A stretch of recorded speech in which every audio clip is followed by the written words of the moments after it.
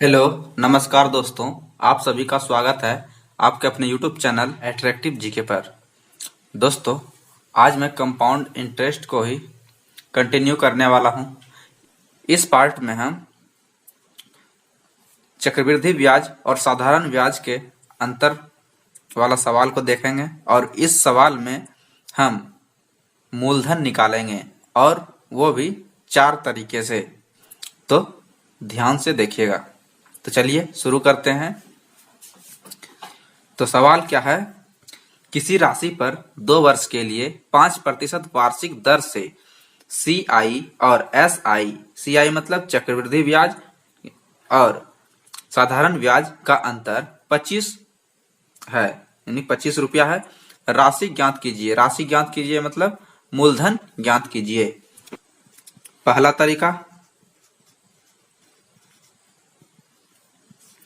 तो सबसे पहले हम आपको एक सूत्र बताते हैं जो कि अगले वीडियो में हमने आपको बताया था। तो सूत्र क्या है? अंतर वाला सूत्र क्या है? CI और SI का अंतर वाला सूत्र यह है सिर्फ 2 वर्ष वालों के लिए। यह 2 वर्ष वाला के लिए है। CI और SI का अंतर का सूत्र क्या होता है? P इंटू R स्क्वायर बटे 10,000। P इंटू R स्क्वायर बटे 10,000। यह उसका सूत्र होता है 2 वर्ष वालों के लिए और 3 वर्ष वाला के लिए अलग होता है। तो समझिएगा कैसे इसको बनाते हैं। तो P यानी कि मूलधन हुआ, प्रिंसिपल, और R का मतलब रेट हुआ, और अंतर जो भी है दिया हुआ है और हमसे राशि ज्ञात करने के लिए पूछ रहा है, मतलब प्रिंसिपल ज्ञात करने के लिए पूछ रहा है। तो इसको पुट करते हैं इसी फॉर्मूला पर। अंतर कितना है? 25 रुपया। अंतर कितना है? 25। और CI और SI का अंतर कितना है? 25 है, तो 25 लिख दिए। ठीक, बराबर P into R square. P मतलब प्रिंसिपल तो निकालना है, R स्क्वायर मतलब 5 गुना 5, 5 को 2 बार लिखना है, बटे 10,000 ऐसा लिख सकते हैं। अब इसको सॉल्व करेंगे। 5 पचे 25, 25 से 25 यानी कि एक बार में। तो P बराबर क्या निकला? यह 10,000 इधर चल जाएगा तो क्या हो जाएगा? 10,000 एक 10,000। तो P बराबर 10,000 मतलब मूलधन कितना निकला? 10,000 रुपये। 10,000 रुपया। समझ गए हो यह तरीका। अगला तरीका क्या है? यह दर को लेकर के बनाएंगे। दर कितना है? 5%। 5% है तो 2 वर्ष के लिए। तो 2 वर्ष के लिए, यानी कि 2 वर्ष है तो 2 बार लिखेंगे 5%, 5% को 2 बार। फिर ये चक्रवृद्धि ब्याज और साधारण ब्याज का अंतर निकालना है हमको। तो ये फिर ब्याज का ब्याज, यानी कि ये पहले वर्ष का साधारण ब्याज, ये दूसरे वर्ष का साधारण ब्याज, और ब्याज का ब्याज निकलेगा तो यह क्या आ जाएगा? साधारण ब्याज। यानी साधारण ब्याज से ब्याज का ब्याज निकलेगा तो यह क्या आ जाएगा? चक्रवृद्धि ब्याज। क्या हो जाएगा? चक्रवृद्धि ब्याज। तो 5 का फिर कितना परसेंट निकालना है? 5 का फिर 5% निकालना है। तो 5 का 5% कितना होता है? तो 25/100। 25/100 यानी कि 0.25। तो यहाँ पे लिखना है 0.25। 0.25। तो अब इसको क्या करना है? 5 5 10, 10% इधर से और 0.25% इधर से। तो हमसे पूछ रहा है राशि ज्ञात करने के लिए, यानी कि मूलधन ज्ञात करने के लिए बोल रहा है। और यह जो है यह साधारण ब्याज 2 साल का है, और यह जो है चक्रवृद्धि ब्याज है 2 साल के अंत में जो ये आया चक्रवृद्धि ब्याज, यह है चक्रवृद्धि ब्याज का अंतर। तो चक्रवृद्धि ब्याज का अंतर जो है कितना है? 0.25%। और दिया हुआ कितना अंतर? 25। यानी कि यही 25 जो है 0.25% के बराबर होगा। तो लिख सकते हैं 0.25% बराबर 25, ऐसा लिख सकते हैं। और राशि पूछ रहा है, मतलब राशि कोई भी मूलधन जो होता है वो कितना प्रतिशत के बराबर होता है? तो 100% के बराबर होता है। तो 100% बराबर वाट, इस तरह लिख सकते हैं। तो इसको सॉल्व करेंगे क्रॉस मल्टीप्लाई करके। तो 100 गुना 25, 100 गुना 25 बटे ये 0.25 चला जाएगा नीचे। तो इसको यहां से पॉइंट उड़ाएंगे तो 2 जीरो ऊपर में यानी कि 100, तो 25 से 25 कैंसिल, तो कितना आया 100 गुना 100 10,000। 10,000 रुपये क्या आया, ये आया मूलधन। मूलधन मतलब प्रिंसिपल, मूलधन मतलब प्रिंसिपल।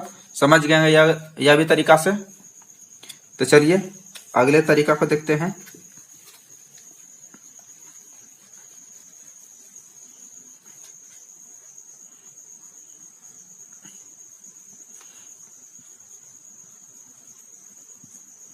तीसरा तरीका क्या है, तीसरा तरीका को फिर से वही दर लेकर के ही बनाएंगे। तो दर कितना है 5%। 5% को तोड़ेंगे तो 5/100, 5/100। तो 5/100 को इसको सॉल्व करेंगे क्या होगा 1/20। 1/20 जो आया, तो फिर यही 20 को क्या करना है, ये 2 वर्ष है तो इसको क्या करना है स्क्वायर कर देना है। स्क्वायर करना तो ऊपर क्या होगा 1 और नीचे 20 400। 400 यह है मूलधन के बराबर और यह है साधारण ब्याज और चक्रवृद्धि ब्याज के अंतर के बराबर, CI और SI के अंतर के बराबर। समझ गए होंगे। तो यह 400 यूनिट मूलधन के बराबर होगा और 1 यूनिट साधारण ब्याज, चक्रवृद्धि ब्याज और साधारण ब्याज के अंतर के बराबर होगा।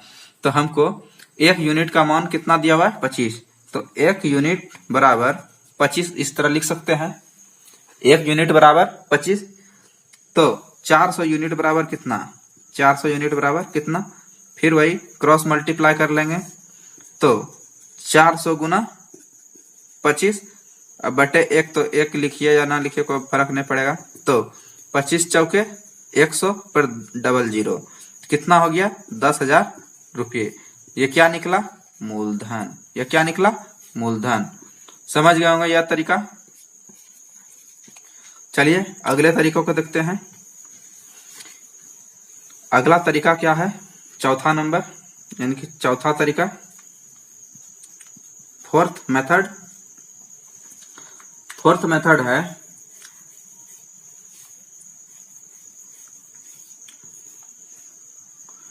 फोर्थ मेथड पे हम सूत्र से बनाएंगे जो भी साधारण ब्याज और चक्रवृद्धि ब्याज का सूत्र होता है। तो पहले हम साधारण ब्याज का निकालेंगे। तो 2 पार्ट में इसको बांट लेते हैं। साधारण ब्याज का सूत्र क्या होता है PRT/100 और चक्रवृद्धि ब्याज का सूत्र क्या होता है, तो P × 1 + R/100 पर पावर T। यह आया मिश्र धन और इसमें से 1 कर देंगे माइनस, तो यह क्या हो जाएगा चक्रवृद्धि ब्याज। क्या हो जाएगा चक्रवृद्धि ब्याज हो जाएगा। समझ गए होंगे। तो इसमें से अब इसको पुट करेंगे यानी कि PRT यानी साधारण ब्याज और चक्रवृद्धि ब्याज का अंतर तो निकालना है हमको। तो P तो हमको मालूम नहीं है, P गुना R कितना दिया हुआ है 5% गुना T कितना है 2 साल, 2 साल दिया हुआ है। तो इसको यानी कि बटे 5 दूना 10, 10 से यानी कि 0 कैंसिल, तो इधर क्या हो गया P/10, इधर क्या हो गया P/10 और इधर क्या हो गया P के जगह में क्या रखना है, P के जगह में रखना है यानी कि P ही रहेगा, P के जगह में P ही रहेगा। और 1 + R, R मतलब 5/100, 5/100 T यानी कि 2 साल -1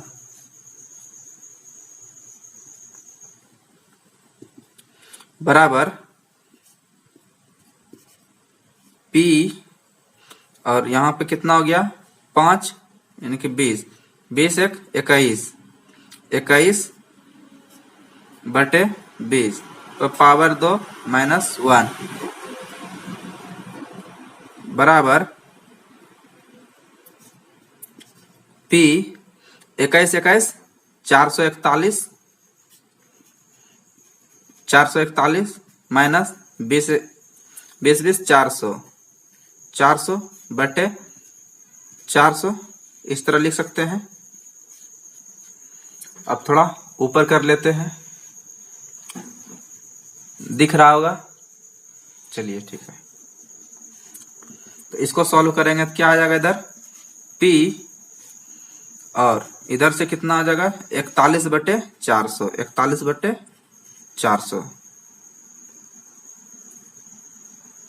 ठीक, तो इधर कितना हो गया P इंटू 41/400 और इधर कितना हो गया P/10, P/10। अब यही इस दोनों का अंतर हमको निकालना है, इस दोनों का अंतर निकालना है तो क्या होगा, तो P/10 माइनस 41P/400 इस तरह लिख सकते हैं, बराबर अंतर दिया कितना हुआ है 25, अंतर कितना दिया हुआ है 25।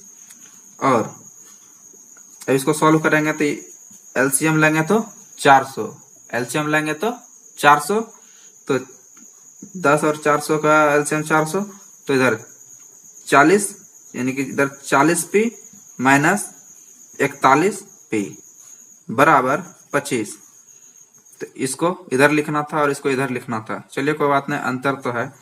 तो अब इसको क्या करना है, 41P में से 40P चला गया तो सिर्फ P बचा, P/400 बराबर 25 और P बराबर कितना, P बराबर ये 400 गुना 25, 400 गुना 25 बराबर 10,000 रुपए। यह भी तरीका आप सीख गए होंगे। तो दोस्तों आपको यह चारों तरीका कैसा लगा, आप हमें कमेंट बॉक्स में कमेंट करके जरूर बताएं और अपने दोस्तों में से शेयर जरूर करें। और जो भी इस चैनल पर नए हैं तो चैनल को सब्सक्राइब करके बेल आइकन को प्रेस कर लीजिए। मिलते हैं अगले वीडियो में अगले सवाल को लेकर के। अगला सवाल जो आएगा 3 वर्ष वाला, तो ज्यादा जो है एक ही वीडियो में बनाने से वीडियो ज्यादा लंबा हो जाएगा। तो मिलते हैं आपसे अगली वीडियो में, तब तक के लिए जय हिंद जय भारत।